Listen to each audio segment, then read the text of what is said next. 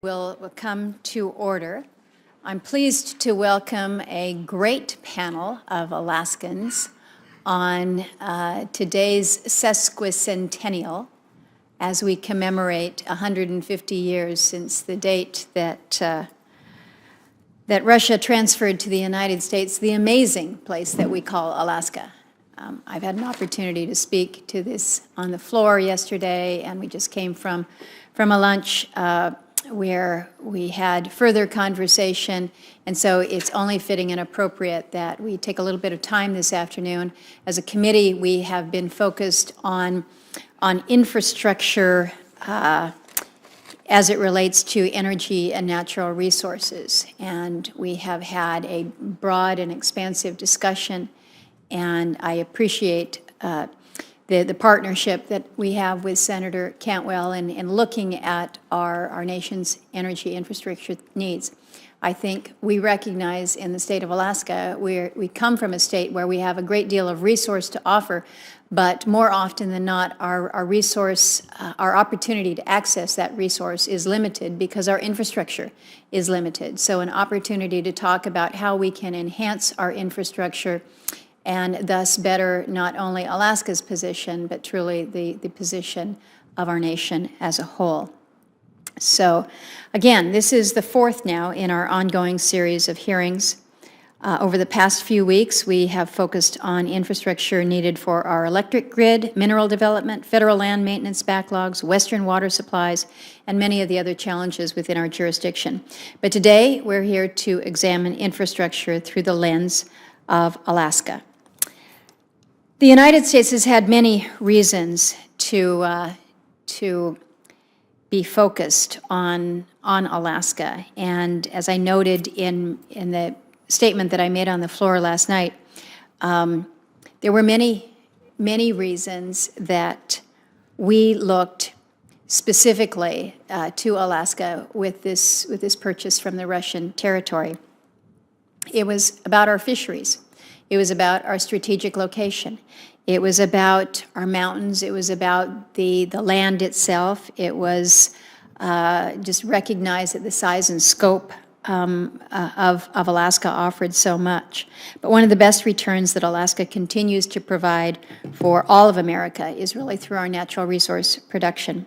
We have tremendous stores of all types of energy. We have now produced nearly 19 billion barrels of oil. We have at least twice that left untapped. We have tremendous reserves of natural gas, some 255 trillion cubic feet just waiting to be brought to market. We have vast amounts of coal, methane hydrates, and unconventional resources as well. Renewable energy is another hallmark of our state. We have it all. We have hydropower, we have wind, we have solar, we have geothermal, we have ocean energy, we have biomass. We have every renewable resource that you can think of. Many of our communities, especially in our remote areas, are developing hybrid microgrids that integrate these local resources to help them move away from expensive diesel generation. And they're pioneering in these areas, and it's good to be a leader and have that be recognized. Alaska has also been the site of many mineral rushes over the years. In Juneau, in the Klondike, in Nome, in Fairbanks, and again, there's plenty more of that where it came from. Today, Alaska continues to have a world-class mineral base ranging from gold, silver, copper, and zinc to rare earth elements, graphite, and platinum group metals, all of which serve as building blocks to our nation's manufacturing center. And then finally, I often describe myself as a child from the Tongass, having been born in Ketchikan. But when you think about the Tongass, nearly 17 million acres, more than 3 times the state of Massachusetts. And when you think about our extraordinary timber potential, really greater than any other state in the nation, and yet right now it's just a shell of its former self. And I bring all this up not to recite a litany, but to demonstrate that Alaska was always a resource-producing state. That's where our bounty has been. That was the promise we received at statehood, and many times since then. Responsible resource production was how we would become a steady member of our union, how we would build our economy, and how we would sustain ourselves across generations. In recent years, access to federal lands and waters has become an issue that threatens our futures. We have endured years of seeing our lands and our waters, our best opportunities for economic development, systematically locked down. But I think that we have an opportunity in a new administration. Even in the depths of an economic recession that we are clearly seeing now, as Alaskans, we know that, and it's a recession with a capital R. We look at this fiscal crisis, but I think we have good reason to be optimistic. Alaska is truly an all-of-the-above state. We were a true bargain for the country at roughly 2 cents an acre when that deal was inked 150 years ago.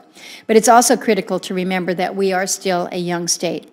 We have very little infrastructure of any kind, especially compared to older states. And we know that new infrastructure is one of the best ways to address our major challenges, including our rural energy costs. So I look forward to hearing from our witnesses about the opportunities that we have to produce more of Alaska's resources in an environmentally sound manner while maintaining the beauty and the wildlife that make Alaska a great place to call home. We have proven across decades now that that is possible. But what we need more than anything is access, and we need a partner at the federal level. To help put federal policy for Alaska on a better track, today we're here to consider a number of questions. First, what policies should we implement to identify Alaska's energy and mineral deposits, whether through mapping or mineral exploration? And it's great to have at the dais here the Renewable Energy Atlas of Alaska, identifying some of our great opportunities there. What policies should we pursue to open more of Alaska's resources to responsible exploration and development? And what types of infrastructure, from roads to ports to pipelines, will we need to bring these resources to market? And what is our federal system capable of in granting approvals on a timely basis?